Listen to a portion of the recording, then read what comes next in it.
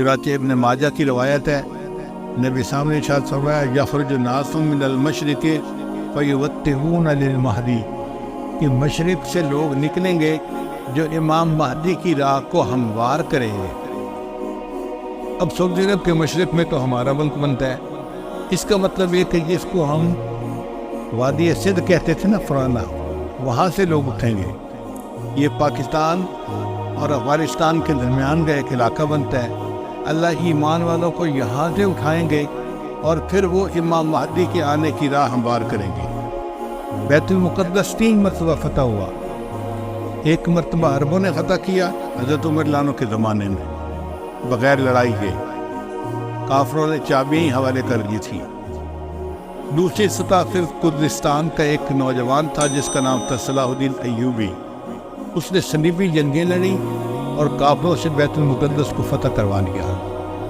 اب تیسری مرتبہ وہ پھر فتح ہوگا، اور ہمارا یہ گمان ہے کہ اللہ تعالیٰ یہ اعزاز پاکستان کے لوگوں کو عطا فرمائے۔ علامہ اقبال نے بہت خوبصورت شعر کہا ہے فارسی میں، خضر وقت از خلوت دشت حجاز آید برو، خضر وقت سے مراد امام مہدی، خضر وقت از خلوت دشت حجاز آید برو، کاروان زی وادی دور و دراز آید برو، یعنی زی عظیم یہ کارواں جو ہے نا یہ دور دراز سے آئے گا اور حجاز کے اندر آ کر یہ برآمد ہوگا۔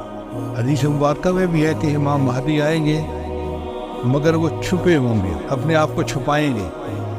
پہلے مدینہ طیبہ میں ہوں گے مگر وہ وہاں سے مکہ مکرمہ اس لیے آ جائیں گے کہ لوگ مجھے پہچاننا نہیں، چھپ رہے ہوں گے لوگوں سے کہ لوگ مجھے دیکھ نہ لیں، پہچان نہ لیں۔ لیکن جب مکہ مکرمہ میں وہ طواف کر رہے ہوں گے تو وہ حجر اسود کے قریب آئیں گے تو ایک غیب سے آواز آئے گی کہ لوگوں یہ مہدی ہیں تو ان کی بیعت کر لو، تو لوگ ان کے ساتھ بیعت کر لیں گے اور پھر ان کے ساتھ ایک لشکر شروع ہو جائے گا۔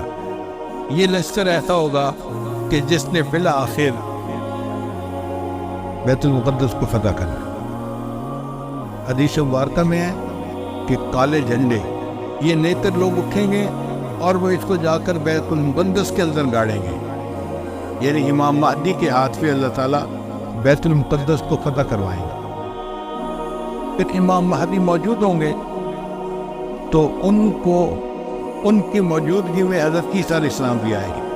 دمشق کی ایک مسجد ہے، اس مسجد میں وہ نماز کے لیے کھڑے ہوں گے، تکبیر کہی جائے گی تو اتنے میں حضرت عیسیٰ علیہ السلام اس مسجد کے مینارے کے اوپر اتریں گے آسمان سے، تو امام مہدی ان کو کہیں گے کہ آپ نماز پڑھائیں، اور وہ امام مہدی کو کہیں کہ آپ نماز پڑھائیں۔ چنانچہ حضرت عیسیٰ علیہ السلام کے حکم پر امام مہدی نماز پڑھائیں گے۔ یہ اعزاز ملے گا ان کو کہ حضرت عیسیٰ علیہ السلام ان کے پیچھے نماز ادا کریں۔ اب حضرت عیسیٰ علیہ السلام نبی علیہ السلام کی شریعت کے مطابق یہاں پر زندگی گزاریں گے۔ یہ ان کے لیے بھی اعزاز کہ انہوں نے دعا مانگی تھی کہ اللہ مجھے اپنے محبوب کی امت میں ہونے کا شرف عطا فرما، تو اللہ نے ان کو آسمانوں پہ بلا لیا اور پھر اللہ ان کو دوبارہ بھیجیں گے تاکہ وہ اس شرف کو حاصل کر سکیں۔ پھر حضرت عیسیٰ علیہ السلام بیت المقدس آئیں گے، اتنے میں دجال بھی آ جائے گا۔ اب دجال جو ہے وہ پوری دنیا کے اندر کفر کو پھیلائے گا۔ اس کے پاس ٹیکنالوجی ایسی ہوگی کہ بارش برسے گی، کھیتیاں زیادہ ہو جائیں گی، پھل زیادہ ہو جائیں گے اور لوگ اس کے پیچھے لگ جائیں گے مادی وسائل کی وجہ سے۔ بلکہ حدیث پاک میں آتا ہے کہ اس کی پیروی کرنے والی عورتیں زیادہ ہوں گی، کیونکہ عورتوں میں مادیت پرستی زیادہ ہوتی ہے، چمک دمک ان کو زیادہ کھینچتی ہے، تو یہ دجال کے فتنے میں زیادہ گرفتار ہوں گی۔ پھر حضرت عیسیٰ علیہ السلام کو جب پتہ چلے گا تو وہ دجال کی پیچھا کریں گے کہ اس کو قتل کریں۔ اب دجال وہاں سے بھاگے گا تو بھاگ کے کہاں جائے گا؟ وہ اسرائیل جائے گا، اور وہاں پر ایک جگہ ہے اس کا نام ہے باب لد۔ اس وقت بھی اسرائیل میں ایک ایئرپورٹ ہے، اس کا نام ہے لد ایئرپورٹ، شہر کا نام بھی لد ہے، اور اسرائیل والوں نے وہاں پر ایک دروازہ بنایا ہے، اس کے اوپر انہوں نے باقاعدہ لکھا ہے باب لد۔ 1400 سال پہلے نبی علیہ السلام نے فرما دیا کہ اس جگہ پر دجال پہنچے گا تو عیسیٰ علیہ السلام وہاں پر اس کو قتل کر لیں۔ بہت عرصہ میں یہ سوچتا رہا کہ دجال نے بھاگنا تھا تو کہیں پہاڑوں میں رپوش ہو جاتا۔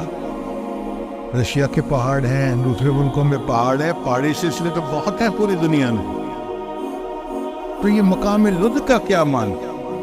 بعد میں بات سمجھ میں آئی کہ لد کا جو ایئرپورٹ ہے نا وہ اسپیس پورٹ بھی ہے، یعنی وہاں سے جہاز بھی اڑتے ہیں اور وہاں سے خلائی گاڑیاں بھی اڑ کے خلا میں جاتی ہیں۔